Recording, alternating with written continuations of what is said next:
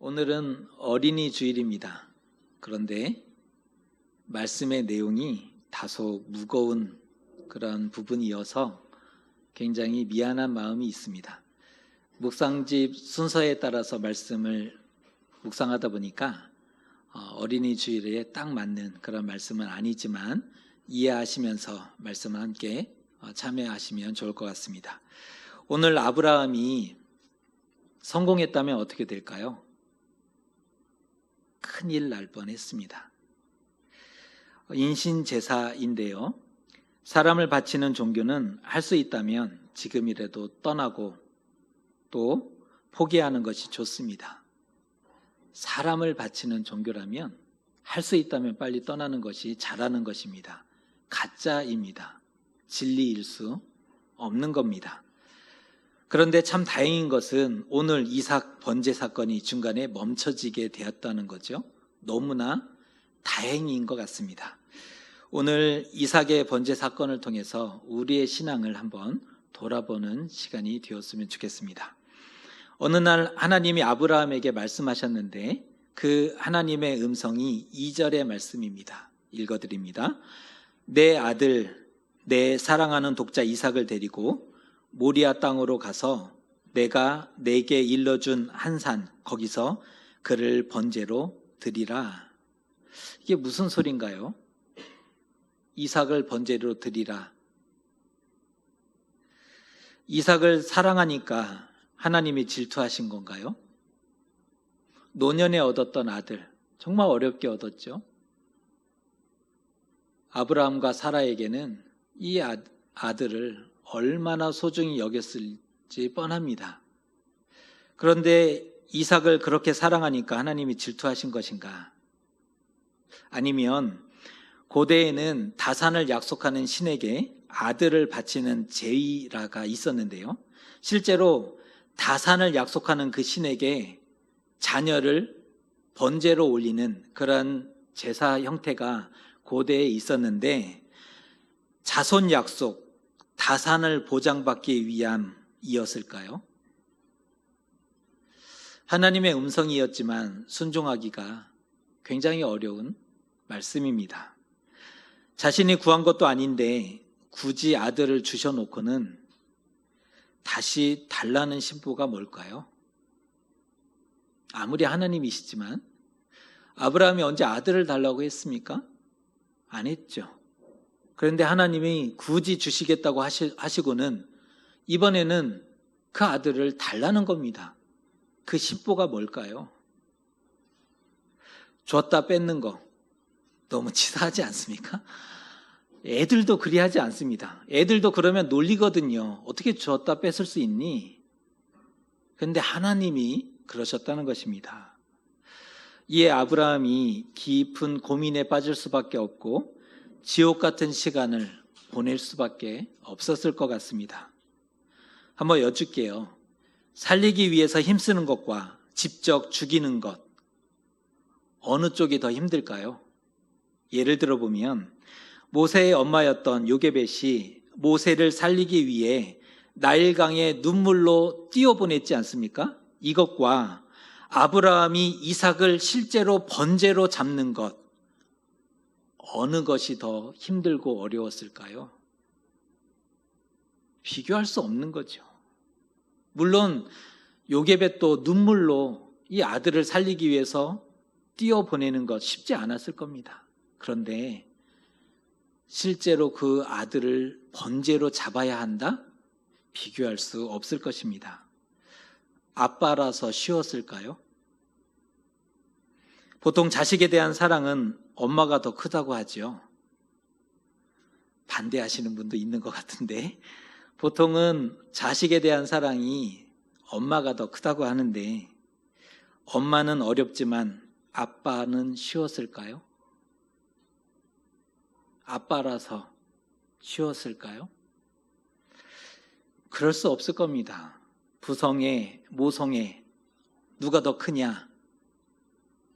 사랑의 표현 방식이 다를 뿐 똑같이 사랑하죠. 아브라함이라고 해서 결코 쉬운 것이 아니었다는 점입니다. 이 부분에서 궁금한 점이 있는데 아브라함이 이 사실을 사라에게 말했을까요? 말하지 않았을까요? 그동안 참으로 이기적인 면을 많이 보였던 아브라함이지 않습니까? 돌아보면 참 이기적이다. 예를 들면 아들을 낳으리라 하나님이 처음 말씀하셨을 때 그 사실을 사라에게 말하지 않았습니다. 혼자만 알고 있었습니다. 자신도 믿지 못하는 것을 덜컥 얘기했다가 사라가 노망났다고 비웃어버릴 것이 뻔했기 때문입니다. 그뿐 아니라 바로 왕과 아비멜렉 앞에서 영거푸 아내를 누이라고 속였지 않습니까? 이기심, 이 정도면 세상 최고죠. 아브라함의 이기심 세상 최고다라고 볼 수 있는데, 그런데 지금 이삭을 번제로 바쳐라, 절대로 사라에게 말할 수 없었을 것 같습니다. 사라의 반응 예상이 될까요? 하나님이 결코 그리하실 리 없다. 이 미쳤다 할 거예요. 당신이 미쳤지 하나님이 어떻게 그럴 수 있느냐. 당장 헤어지자고 이삭의 손을 잡고 짐을 싸서 나가버렸을지도 모르는 일입니다. 어떻게 얻은 아들인데요. 내 눈에 흙이 들어가기 전에는 안 된다. 차라리 날 죽이고 가라. 이 마음이었을 겁니다. 아마 사라는 짐을 싸서 하나님을 떠나버렸을지 모릅니다. 집을 나가는 것뿐 아니라 아예 하나님을 떠나버렸을지 모르는 일이지요. 그렇게 사라가 안 된다고 버텼다면, 안 된다고 했다면 이게 어찌 되는 걸까요? 결국 지금 보면 아브라함은 말을 안 하고 대형 사고를 치고 있는 겁니다. 이 아브라함의 가정을 가만 보면 아내에게 말 안 하고 지금 대형 사고를 지금 아빠가 치고 있는 것을 볼 수가 있습니다. 좋게 끝났기 망정이지 잘못하면 지금 아브라함의 가정 줄초상 날 뻔했습니다. 이삭 번제 드렸고 아브라함이 살아 있었을까요? 살아 있지 못했을 겁니다. 아브라함이 살았던 땅이 부엘세바인데요. 부엘세바에서 모리아까지는 3일길 약 70km 정도의 거리입니다. 그런데 이 3절의 말씀, 오늘 말씀 3절에 보면 아침 일찍이 일어나 채비를 하고 길을 떠나는 아브라함의 모습을 발견할 수가 있습니다. 롯과 상반되죠. 롯은 지금 이성이 망하게 되었으니 나가서 살아라 할 수만 있다면 버티고 뭐래도 좀 핑계를 대고 있는데, 아브라함은 지금 아들을 번제로 바치는 일 아닙니까? 조금만 있다가요. 아침만 먹고요. 아니, 차 한 잔만 마시고요. 이렇게 피곤한데 조금만 쉬다가 가면 안 되겠습니까? 이 핑계 저 핑계 충분히 될 수 있었는데, 이 사람 뭘까요 도대체? 아들의 번제를 부지런히 서둘러 진행하고 있는 겁니다. 산에 다다르자 이번에는 번제에 쓸 나무를 이삭에게 지우고 불과 칼을 자신이 들고 두 사람만 동행하게 됩니다. 그때 이삭이 묻습니다. 아버지, 불과 나무는 있는데 번제할 어린 양은 어디 있어요? 그게 너다. 아들에게 말해줄 수 있었을까요? 아들아, 그게 너다. 하나님이 준비하실 것이라고 대충 둘러댔지만 곤혹스러웠음이 분명했을 것입니다. 자신이 하려는 일, 지금 아무도 이해하지 못하고 있죠. 그래서 사라에게 말도 못했고 아들에게 하나님이 준비하실 것이라고 둘러댔고 종들도 멀리 띄워놓은 거잖아요. 자신이 하려는 일, 이 세상에 그 어느 누구도 이해해주지 못하는 그 마음이 어떠했을까? 얼마나 고독하고 고통스러웠을지 예상이 됩니다. 그럼에도 아브라함은 목적지에 이르자 묵묵히 제단을 쌓고 나무를 버리고 이삭을 실제 결박해서 칼로 잡고자 합니다. 그랬을 때 여호와의 사자가 급히 나서서 말리지 않습니까? 다급히 하나님이 개입하시는 장면이 이 이삭의 번제 사건에 나오고 있습니다. 12절의 말씀인데요. 읽어드립니다. 그 아이에게 내 손을 대지 말라. 그에게 아무 일도 하지 말라. 내가 내 아들 내 독자까지도 내게 아끼지 아니하였으니 내가 이자야 내가 하나님을 경외하는 줄을 아노라. 시험 합격입니다. 지금까지 하나님이 아브라함을 시험하신 것이었습니다. 여기서 시험이라는 단어가 나오는데 자막을 보시면 히브리어로 나사라고 읽는 단어입니다. 나사, 시험이라는 단어인데요. 이 나사는 속이거나 잘못 행하도록 꾀거나 함정에 빠뜨리는 시험이 아니라는 겁니다. 여기 나사는 유혹하고 넘어뜨리고 망하게 하기 위함이 아니라는 거죠. 여기서의 나사는 하나님을 경외하고 그 믿음을 테스트, 확증하기 위한 시험이었습니다. 하나님이 때로 사람을 시험하시기도 하십니다. 하나님의 나사, 하나님의 시험은 하나님께 가까이 이끌고 굳건한 믿음으로 인도합니다. 반면 사단의 나사, 사단의 시험은 시험에 들게 하고 어둠과 좌절과 절망으로 인도합니다. 차이가 있죠. 하나님의 시험은 사람의 생명을 살리는 쪽으로 인도받습니다. 그러나 사단의 시험은 어둠으로 내려가도록 만드는 거죠. 오늘 아브라함은 이삭을 하나님께 번제로 올렸습니다. 힘겹게 얻은 아들이었는데 정말 귀한 자신의 생명과 같은 그런 아들이었는데 실제로 아브라함은 하나님께 드리게 됩니다. 오늘 이 번제 사건에 대해서 신약성경 히브리서는 어떻게 해석하고 있냐면 히브리서 11장 17절에서 19절의 말씀을 읽어드립니다. 아브라함은 시험을 받을 때에 믿음으로 이삭을 드렸으니 그는 약속들을 받은 자로 돼 그 외아들을 드렸느니라. 그에게 이미 말씀하시기를 내 자손이라 칭할 자는 이삭으로 말미암으리라 하셨으니 그가 하나님이 능히 이삭을 죽은 자 가운데서 다시 살리실 줄로 생각한지라. 비유컨대 그를 죽은 자 가운데서 도로 받은 것이니라. 이것이 히브리서가 오늘 성경을 해석하고 있는 의미입니다. 아브라함은 이삭을 번제로 드렸습니다. 하나님이 이미 그것을 받으셨다라고 기록하고 있습니다. 하나님을 믿었고 신뢰했기 때문에 가능했던 일이었습니다. 아브라함은 하나님을 믿었죠. 그만큼 하나님을 신뢰했기 때문에 이 일이 가능했던 것이지요. 설령 그리하지 않으실지라도, 하나님이 그리하지 않으실지라도, 혹 약속을 바꾸시고 변경하셔도 하나님의 뜻대로 나는 가리라.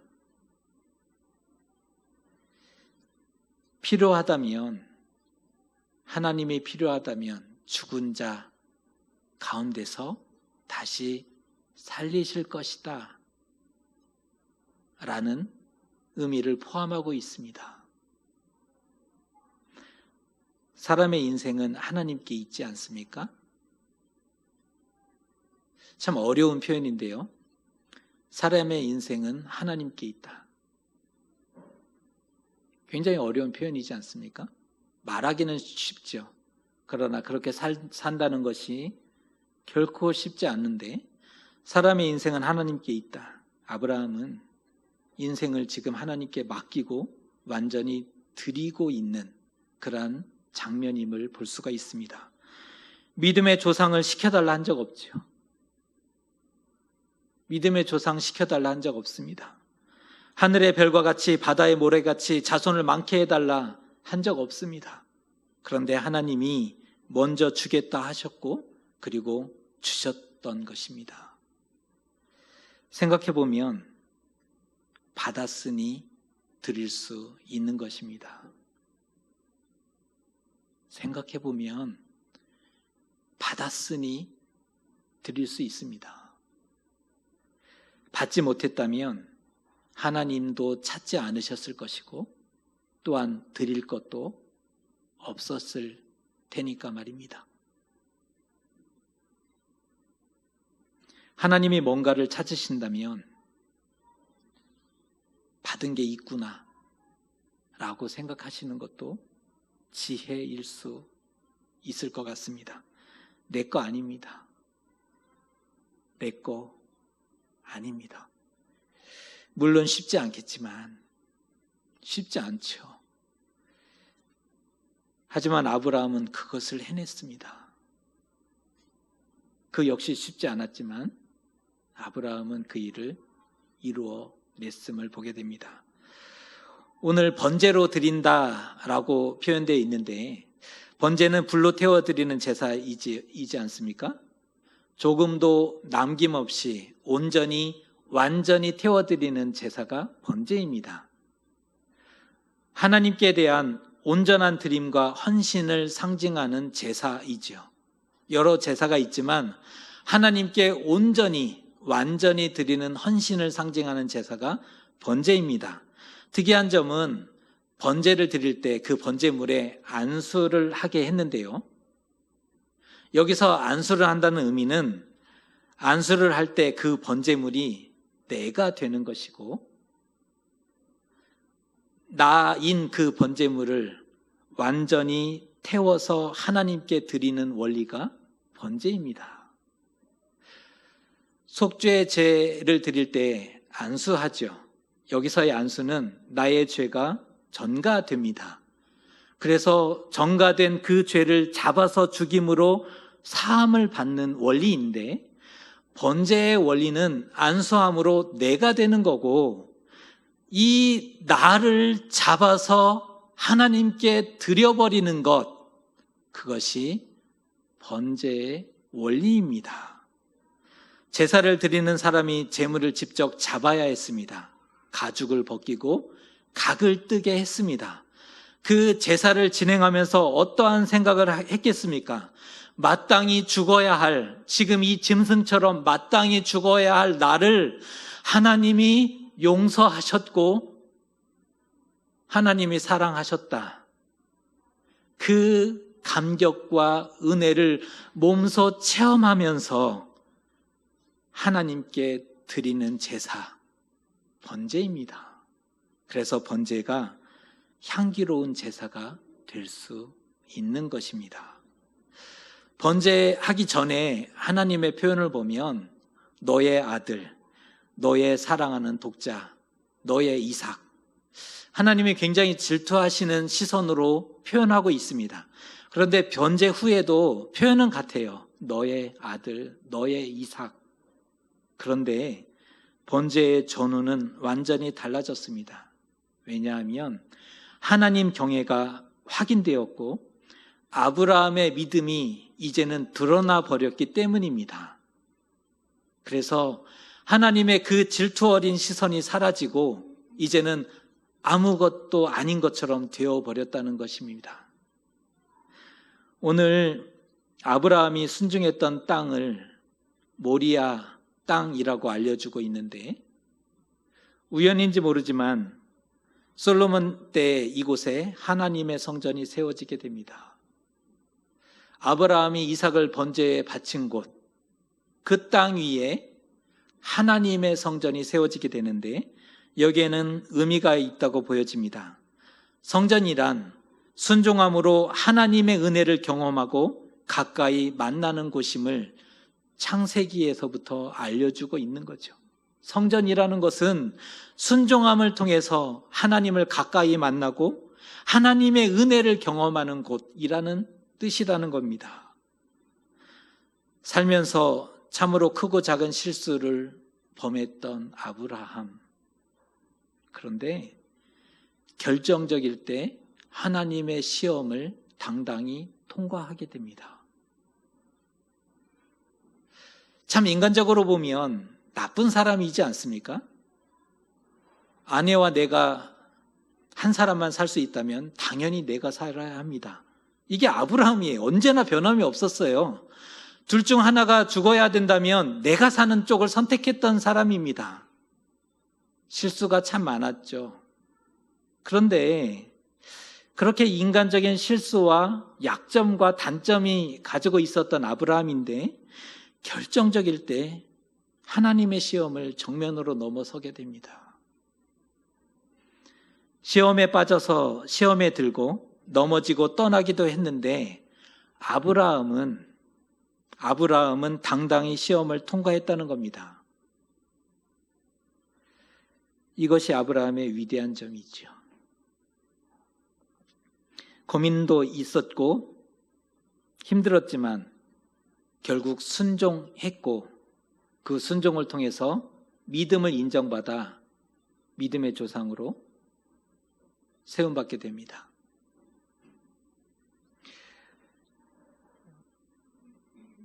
그런데 하나님은 우리에게는 이삭 시험을 하지는 않으십니다. 우리에게는 이삭 시험을 하지 않으십니다. 우리를 다 아시는 거죠. 하나님을 버릴 것을 아셨습니다. 이삭을 선택할 줄을 아십니다. 우리는 하나님 경외에 인생을 걸지 않습니다. 우리는 하나님이 삶의 최고의 우선순위가 아닙니다. 하나님이 우리 삶의 최대 관심사가 되지 않죠. 그래서 우리에게는 시험하지 않으시는 겁니다. 아무에게나 시험하지 않으시죠. 그럼에도 우리에게는 감당하기 힘든 시험들이 다가옵니다. 이삭 시험은 하지 않으시는데 감당하기 어려운 시험들이 여전히 존재하고 있다는 것입니다. 넘어서지 않으면 거기 깊이 빠져버리게 될 것이고 걸려서 넘어지게 될 것이고 무너지게 될 것입니다. 시험, 나사에 빠지면 나사 빠진 사람이 되고 맙니다.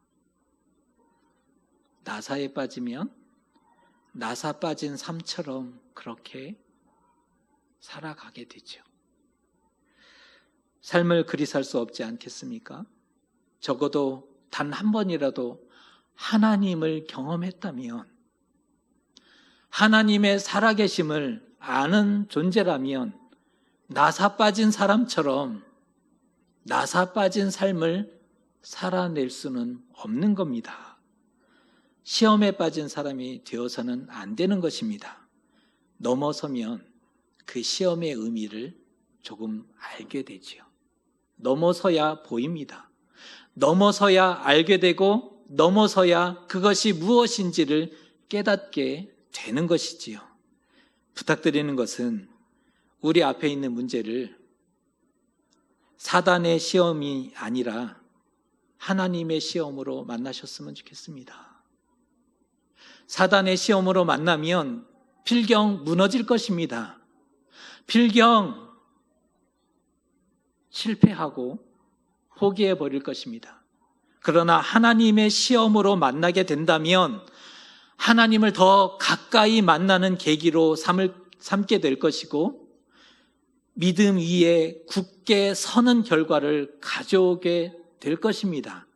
그래서 우리가 하나님의 손에 빠지되 사람의 손이나 사단의 손에 빠져서는 안 되는, 빠지지 말아야 하는 이유가 여기에 있는 겁니다.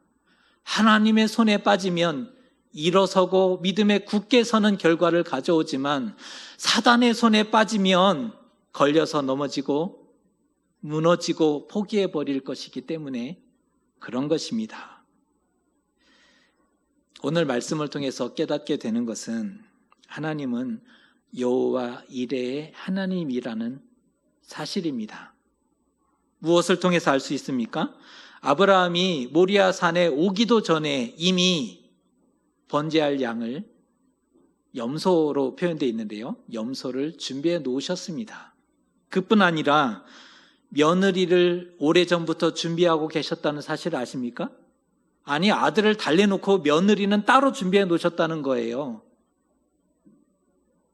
어떻게 알 수 있냐면 오늘 번제 사건 바로 다음에 리브가의 족보가 언급되는데, 리브가가 바로 며느리 이름이잖아요. 아들의 아내였던 리브가의 족보를 바로 이어서 기록하고 있음을 볼 수가 있습니다. 지금 곤경에 빠져 계십니까? 하나님이 지금 우리를 시험하고 계실 수도 있다라는 것입니다. 중요한 것은 하나님의 응답도 이미 준비되어 있다는 것입니다. 시험도 왔지만 응답도 이미 준비되어 왔다. 다만 그것을 보지 못하니까 죽을 것 같고 다 끝난 것 같고 이제는 하나님이 하늘의 창을 내신들 될 수 없어, 끝났어 라고 생각하게 되는 거죠. 만약에 볼 수만 있다면 우리의 삶은 완벽히 달라지게 될 것입니다. 우리가 여호와 일의 이 하나님을 붙잡을 수만 있다면 지금 같은 우리의 삶이 될 수 없을 것이죠. 왜? 하나님이 그래 준비해 놓으셨어. 하나님이 원하시는 것은 이것을 지나가는 것이지 여기에 걸려서 무너지고 망하는 것이 아니야. 이것을 알 수 있다면 우리의 삶은 많이 달라지게 될 것입니다. 오늘 말씀은 아브라함을 시험한 말씀이지만 하나님께도 굉장히 위험한 시험이었습니다.